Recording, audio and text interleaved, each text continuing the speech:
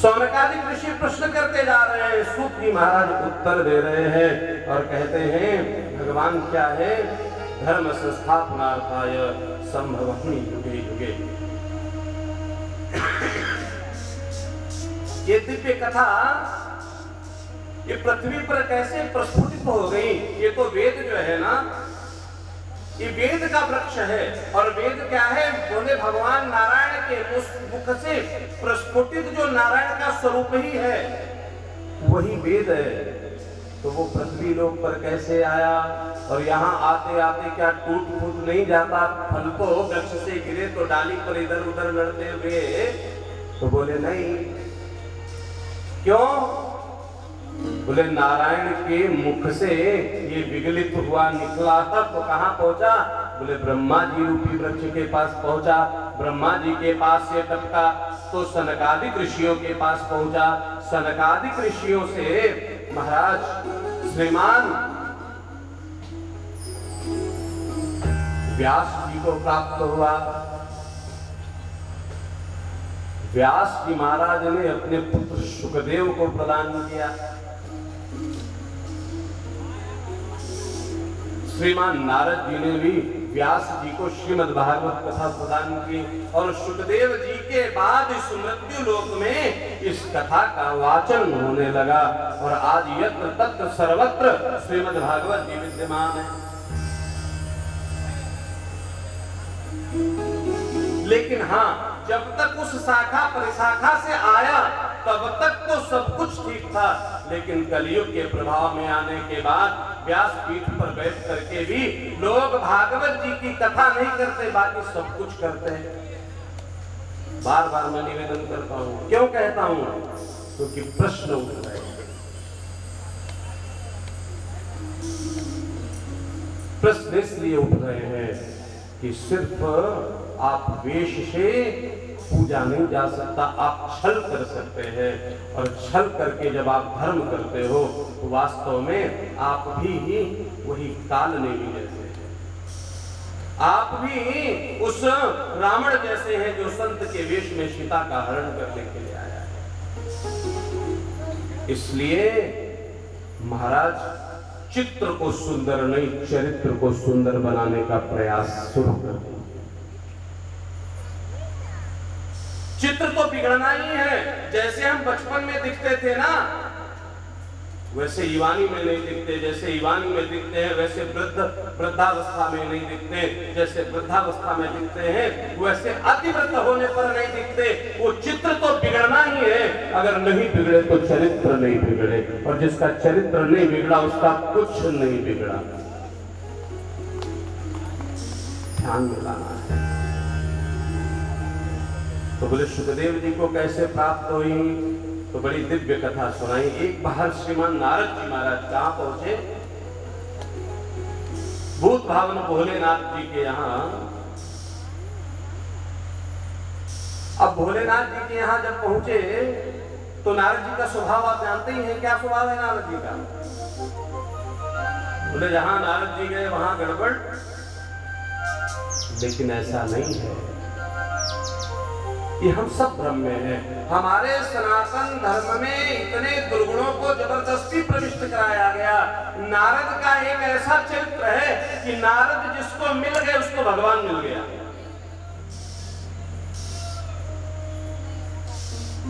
प्रहलाद को मिल गए, ध्रुव को मिल गए। नारद जिसके जीवन में आया, नारद कौन है, बोले नारम ज्ञानम ददाती थी नारदः, जो समस्त प्राणी मात्र को ज्ञान का महाराज मार्ग दिखावे वही नारद है, ना कि वो नारद है जो इधर की उधर। वो किसी भी चर्चा को इसलिए करते हैं कि कहीं से भगवान की कथा का प्रस्फुटन हो जाए, कहीं से कथा प्रारंभ हो जाए।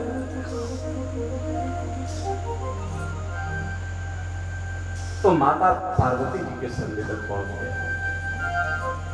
पार्वती जी भी बड़ा स्नेह करती है नारद जी को। क्यों? क्योंकि उनका विवाह किसने कराया? श्रीमान नारद जी ने ही कराया। आप सब जानते हैं कितने दिव्य कथा है। कभी शिव महापुराण का भाव बनेगा तो विस्तृत रूप से उसकी व्याख्या की जाएगी। शिव जी महाराज तपश्चर्या में रत रहते हैं, मां सेवा करती है। नारद जी ने पूछा, मां एक बात बताइए, शिव जी आपको प्रसन्न रखते हैं ना? क्यों? क्योंकि जो शादी ब्याह इत्यादि कराता है उसको चिंतन बना रहता है कि जो हमने कराया है वो ठीक है कि नहीं। तो माता कहती है कि हम बहुत दिव्य हैं, बड़े प्रसन्न हैं, हमें कोई परेशानी नहीं है, कोई कष्ट नहीं है। यहाँ तक कि जो गुरु दीक्षा का मंत्र भी होता है शिव जी वो भी मुझे प्रकट कर देते हैं, अर्थात कुछ नहीं छिपाते।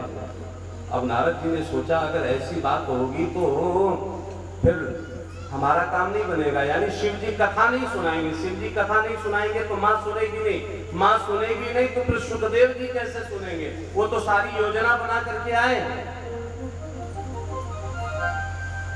तो नारद जी ने कहा सब कुछ बता देते हैं। बोले हाँ बिल्कुल सब कुछ बता देते हैं। जिस दिन समाधि में भगवान नारायण के श्री राम जी के अपने इष्ट के दर्शन करते हैं ना, समाधि की बातें, अंतर मन की बातें, ध्यान अवस्थित तद्गतेन मनसा, ध्यान में किए गए अनुभव को साझा नहीं करना चाहिए। कभी कभी 2 घंटे 3 घंटे पूजन करते जाओ ना तो वो ठाकुर कभी कभी आके हल्का सा मुस्कुरा के चला जाता है। अब हम उसको प्रकट कर देते हैं। प्रकट नहीं करना है, उसको पचाना है, अंतस में अनुभव करना है। तो शिव जी हमको ये भी बता देते कि आप प्रभु के किस स्वरूप का दर्शन किया है। अच्छा एक बात बताओ, ये शिव जी मुंडों की माला धारण किए रहते हैं? बोले हाँ। बोले ये किसके हैं? इसके बारे में कुछ बताया? अब तो माता जी ने कहा कि ये तो नहीं बताया। बोले बस यही तो गड़बड़ हो गई। अब माँ के मन में ये उत्कंठा हो गई कि हमें ये जानना है। नारद जी ने प्रणाम किया, निकल गए। शिव जी से कहा बाबा भैया अंदर आपकी प्रतीक्षा में है। शिव जी ने कहा नारद तेरी कुछ लीला होगी। जैसे ही अंदर गए हैं तो देखा मां हाथ जोड़ करके खड़ी है। पार्वती मैया कहते हैं महाराज आपसे एक निवेदन करूं? बोले हाँ। बोले आप मेरे से बहुत सारी बातों को छिपाने लगे हैं। बोले ऐसा ही नहीं, कदापि नहीं है। बोले सच्ची बताओ, अगर नहीं छिपाते हैं तो आपके गले में ये मुंडों की माला किसकी पड़ी हुई है? तो कहते हैं शिव जी के नेत्र सजल हो गए और शिव जी ने कहा हे देवी मैं तेरे से इतना प्रेम करता हूँ, जब जब तू अपने शरीर को शांत कर देती है तब मैं तेरे मुंड को अपने कंठ में धारण कर लेता हूँ। इतना अनन्य अनुराग है मेरा तेरे पर। अब तो माता जी ने कहा कि अब तो एक और प्रश्न उत्पन्न हो गया है। बोले क्या? बोले आपके गले में जो मुंड की माला है? बोले हाँ। बोले इसमें तो कई सारे सैकड़ों मुंड हैं। बोले हैं? तो बोले महाराज एक बात बताओ। बोले क्या? बोले आपने ऐसी कौन सी बूटी खाई है कि हम सैकड़ों बार मर चुके और आप कभी मरते ही नहीं है। शिव जी क्या कहें, हंस दिए। क्यों? क्योंकि ब्रह्म अनाम अज भगवंता व्यापक उस सर्वव्यापी है महाराज। ब्रह्म है, अनादि है, अनंत है। मुस्कुरा दिए। बोले देवी मैंने अमर कथा। अमर कथा क्या? बोले यही श्रीमद् भागवत जी की कथा। भैया ने कहा बाबा मुझे भी सुना। मां बैठ गई, शिव जी का आसन लगा है और महाराज कथा प्रारंभ हो। कथा प्रारंभ हुई। शिव जी ने कुछ नियम बताए। हम लोग तो नेत्र खोल करके कथा करते हैं और भोलेनाथ क्या है तो समाधिस्थ हो जाते हैं नेत्र बंद करके। तो हम कैसे जाने कि क्या आप कथा सुन रहे हैं? तो बोले बीच में जय श्री कृष्ण जय श्री राधे कुछ बोलते रहना। अब कथा प्रारंभ हुई, ध्यान दे करके मैया कथा को सुन रही है। तीसरे दिन चौथे दिन थोड़ा ज्यादा गूढ़ अध्यात्म की सर्ग विसर्ग इत्यादि का वर्णन आने लगा, तो मैया को थोड़ा सा निद्रा आने लगी। अच्छा, निद्रा आती क्यों है? सारे तीर्थों का, देवों का पूजन इत्यादि में आवाहन होता है, और एक मां का स्वरूप भी है, या देवी सर्वभूतेषु निद्रा रूपेण संस्थिता, तो उनका भी आना स्वाभाविक। अब मैया को जब निद्रा, तो पीछे ही एक शुक ने एक अंडे को महाराज वहां पर प्रादुर्भूत किया है। उस अंडे में जीव आ गया है, और वह अंडे के अंदर से वो जीव कथा का श्रवण कर रहा है। यत पिंडम तत ब्रह्मांडम, यत ब्रह्मांडम तत् पिंडम। हमारे यहाँ कहा कि गर्भ में ही 3 महीने के बाद ही बालक हमारे समस्त चीजों का अनुभव करने लगता है। फूल नहीं, साइड को ऐसे रखा देते हैं। ज्ञान हो, आप जाइए, आप देखो जाइए।